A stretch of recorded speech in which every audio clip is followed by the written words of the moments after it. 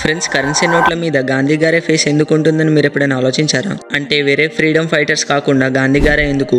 Friends, మన ఇండియాకి స్వాతంత్రం రాకముందు కరెన్సీ నోట్ల మీద బ్రిటిషర్స్ ఫొటోస్ ఉండేవి. స్వాతంత్రం వచ్చిన తర్వాత ఆర్బీఐ అశోక పిల్లర్, డ్యామ్స్, రైతులు, టెంపుల్స్ లాంటివి ప్రింట్ చేయడం మొదలుపెట్టింది. ఎందుకంటే ఇవి మన దేశాన్ని రీప్రజెంట్ చేస్తాయి. 1969లో గాంధీ గారి 100th బర్త్డే స్పెషల్ గా ఆర్బీఐ 100 రూపీస్ నోట్ ని రిలీజ్ చేసింది. ఇది జస్ట్ స్పెషల్ ఎడిషన్ నోట్ మాత్రమే. దీని తర్వాత మళ్ళీ నార్మల్ నోట్స్ కంటిన్యూ అయ్యాయి.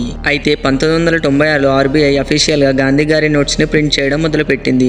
అండ్ అప్పటి నుంచి అవే నోట్స్ కంటిన్యూ అవుతున్నాయి. ఇప్పుడు గాంధీ గారే ఎందుకు అనే డౌట్ మీకు రావచ్చు. ఎందుకంటే గాంధీ గారు పొలిటికల్ గా న్యూట్రల్ గా ఆయన ఏ పార్టీకి సపోర్ట్ చేసేవారు కాదు. అలాగే గాంధీ గారిని మొత్తం దేశం గుర్తుపట్టేది. ఎందుకంటే ఆయనని ఫేస్ ఆఫ్ ఇండిపెండెంట్ లా చూస్తారు. మీరు నోట్ల మీద చూసే ఆ ఫోటో ప్రింటింగ్, డ్రాయింగో కాదు. ఇది నిజమైన ఫోటో. 1946లో తీసిన ఈ ఫోటోను గాంధీ గారి కటౌట్ ని తీసి ప్రింట్ చేశారు.